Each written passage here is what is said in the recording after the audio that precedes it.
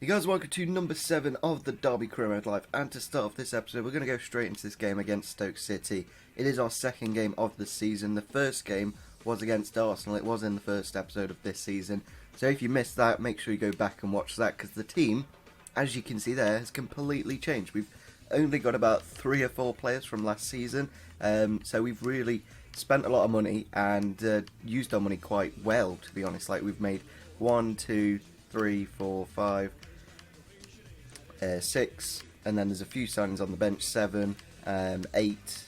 So, you know, we've made a lot, and we've got one in the pipework already, who's potentially going to be joining in the next couple of days. So, yeah, I've tried the 3 at the back for this game. I'm not too sure if I should. Maybe I should stay with what I've been using well, and it's been working, obviously. So, I think for this game against Stoke, I am going to use the normal formation.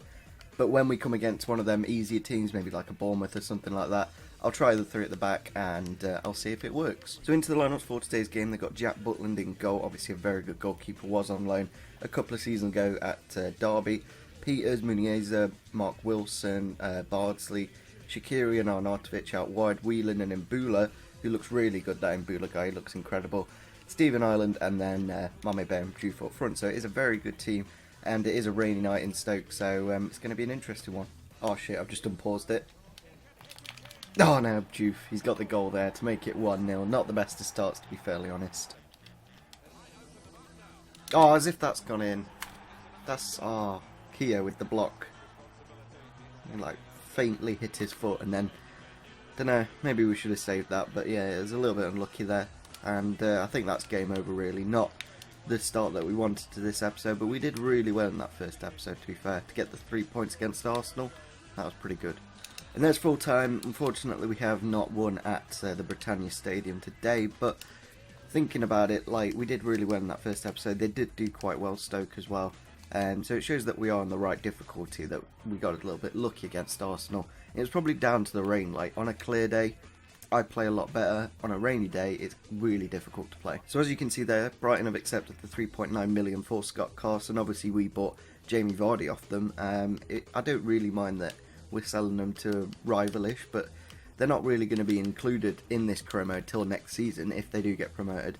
And even at that point, our team will be a lot better. So it's not really sending it to a rival. So Vardy is unfortunately not wanting to sign the contract again, so we're going to give him crucial first team player, and we'll give him 45 grand a week. I think I gave him 40 grand before. The only issue is if we do sell Carson, then for the next game we don't have a goalkeeper. Obviously we'll have to play Lee Grant or something. That won't be too good. And as you can see there, we have sold Scott Carson for 3.3 million, giving us a little bit more money and making that deal for Vardy a little bit cheaper. That's if we can bring him in. And it would be really nice if we could, because we have actually got the game against City now. But unfortunately, we're going to have to wait. We're going to have to use a really not too good goalkeeper for this game, which is a bit of a shame. But we should do okay. We're going to use City's away kit. That blue one's quite nice. And I'm kind of tempted to go to the 3 at the back. So I'm going to go for the 4 at the back in this game. But I'm actually going to start with Jamie Vardy, just see how he does from the off. He's not really had that much game time recently. So maybe starting him for a game, that'll be quite good, and especially against City on the counter-attack, it could be quite good. So into the game we go against Manchester City. We have played some quite big teams, to be fairly honest, in this career mode so far. We've obviously played Arsenal, Stoke, who are pretty good. They're probably like a top 7 team now, and obviously City now. They have gone for Iheanacho and Boney up front. In the midfield they've got De Bruyne, Yaya Toure, Delph and Sterling in defence. They've got Clichy, Mangala. Not too sure that other centre-back is. Lukepingu, I don't know. Zabaleta and Willy Caballero in goal. So, not the strongest of City teams, but obviously they've still got Sterling, De Bruyne, Yaya Toure. Some really big players, and obviously there's our lineup. We've gone for Brignali in goal, and Jamie Vardy up front.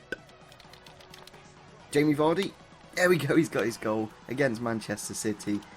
No, it's not his first goal. He did actually get that in his debut against Arsenal, but yeah, he's given us a lot more in this game than Rhodes did. Oh, Vardy! He's got it! I was saying Vady for some reason, but it's Vardy. And, yeah, we got a little bit lucky there. Michael Carrick picking up the ball on the edge of the box here. And then just luckily that is a well-timed pass. And then just touch down and then bashes it into the back of the net. Mangala just fallen on the floor for some reason, and 2-0 against Manchester City. It seems like we can beat the top 4 teams, but when we come against Stoke, it's a real challenge. Oh no, we conceded. Poor pass from the defender. I think it was Dominguez, the new guy, and then Iheanacho's there to capitalise on it and make it 2-1. So we need to be a little bit careful, obviously. Yeah, it was a good block in the end, but they just passes it straight to him. Annoying, because it's like one of them things where I'm pointing like to the left, so it would go out to the left back position, but it goes straight down the middle. Johnny Russell, there we go. He's put it in. The Scotsman. We brought him off the bench, and yeah, nice little flick here from Jamie Vardy to get him inside.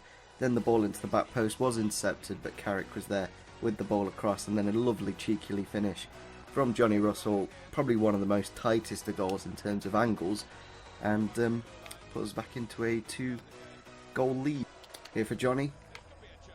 And he's made it 4-1 against Manchester City. How easy has this been? Like, the bigger teams, like your Arsenal, Chelsea, City, I seem to be able to beat on world class, but then you come against a not as good team, and obviously Jamie Vardy getting the assist there. I don't think he's going to be able to get his hat-trick, but against any other team he probably would have been able to, so it's a bit of a shame in the end. And there we go, full time, 3 points against Manchester City, 3 points against Arsenal. We've had a great start to this career. We are 50-50. Obviously Jamie Vardy getting the man of the match with 2 goals and 1 assist. Kind of did set up the other goal as well to Johnny Russell, but just a wonderful game. So going into our messages, we have had the contract accepted here for Francesco Bardi. Means we've got 2 Italian goalkeepers, which is nice to see, and we still have 5 million and 50 grand a week wages, so we're just going to get him into the first team straight away. We'll do it on the other team with the 4 at the back. We did do quite nicely in the last game, obviously, with this team, and yeah, you just look at his stats. I'll show you now. 80 diving, 82 reflexes, and 72 positioning.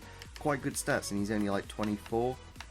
Yeah, 24 years old, so he's very young, very similar to Brignoli in age, and obviously a lot better in stats. So we've got a transfer offer here for Ryan Shotton. Now, he is in his last year of his contract, so he's not going to go really for anything near his price tag, so I think we will just accept this deal.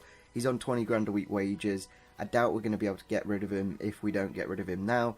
So his price is only going to go down, and he's not really needed. We have quite a few centre-backs at the moment, so thinning out the squad, giving us a little bit more money and helping us out on the wage front. It does mean we could potentially bring in a better centre-back if he does go. So into our next game now against Everton. As you can see in the bottom right hand corner, they're just 1 point ahead of us. Obviously 2 wins and a draw so far in their campaign, so if we could beat them at Goodison Park, that would be an absolutely fantastic result. We always seem to struggle against Everton, so we're going to go for the 4 at the back. We're going to put Jamie Vardy up front, as he was absolutely fantastic in the last game, and I think, yeah, Shackle's back from injury, so we'll just stick him on the bench. No, we won't actually, because he's not going to have the fitness really. If we do get an injury, he's not really going to be able to come down. But the thing is, when he's got the plaster, you have to put him on the bench, and then you have to play him, and then they don't get injured. So a little bit annoying, but it's kind of crazy how many players we do have here. And obviously, if we get rid of Shotton, we've still got Shackle, we've still got Rawson, and yeah, there's plenty of options defensively when we do get rid of him. So into the game we go against Everton at Goodison Park. Looking at their lineup, I think they've got Lukaku and Barkley on the pitch. Yeah, they do. Morales out wide, Lennon, Darren Gibson, McCarthy, Baines, Jagielka, Funes Mori, Coleman, and of course Tim Howard in goal. Very good team. We've put, obviously there's our lineup. We've gone for Bardi in goal, number 1 choice, and it'll be interesting to see how he does go on his debut against a very good Everton side. Ball in the back post. Oh, and Barkley's got it. That was a good little bit of play there from Everton across the goal. Morales back in the middle, and then Barkley with the finish. Unfortunately, no clean sheet for the goalkeeper Bardi on his debut, but he's done an alright job. Yeah, Keogh there just trying to push him out, and then, yeah, I'm not too sure why Dominguez didn't follow Barkley while he ran away. But yeah, he couldn't really do much about it. And there it is, full time. Unfortunately, a 1-0 loss against Everton. We did do pretty well in the game. Possession wise, a lot better, and we had quite a few shots. Like, we looked like the better team in my honest opinion, and yeah, in the end we just couldn't quite get that goal. So we are going to end off the episode here looking at the table. We're only a couple of few points off the top. Obviously Chelsea have won every single game. Everton have won 3 and drawn 1, and Arsenal have lost 1 against us and won all their other games. So we got a couple of good wins against City and Arsenal, obviously making them drop points. If we can beat Chelsea when we come against those, then that'll be quite good to see. In the next episode, we do have QPR to kick it off. It might be a non-recorded episode, like non-live episode, and I like those because you get through a lot of games. I'm not too sure if we're going to make any signings on deadline day. Maybe, maybe not. Maybe I've not seen something that we need yet. But yeah, I'll try the 3 at the back, see if it works against QPR, and if it does, maybe use it against United, Sunderland. Quite easy teams in the next episode: Aston Villa, Norwich, and then Liverpool, Tottenham. They'll be the big games, and yeah, there's not many big teams. Obviously, there's those 2, and then there's Chelsea in December, and then Chelsea again in January. So yeah, we've got quite a few good fixtures coming up. We should be able to pick up quite a few points in the next episode. So if you did enjoy this one, make sure you do smash the like button. We obviously brought in a new goalkeeper in Bardi, sold Scott Carson, which is a bit of a shame, obviously a new-ish signing, and we've already got rid of him, but we're making this team a lot better very quickly. Like, there's only really Christie the right back, and if we are going to play the 3 at the back, then he's not really going to be needed. And I wouldn't say he's really a 71 rated player. I'd say he's at least 74, 75 on how good he plays. So if you did enjoy this episode, maybe we need to sell a few more players. We have quite a few here. Maybe an extra centre mid, I'm not too sure. But nevertheless, if you did enjoy this episode, make sure you do smash the like button, subscribe if you are new to the channel, and see you soon. Bye.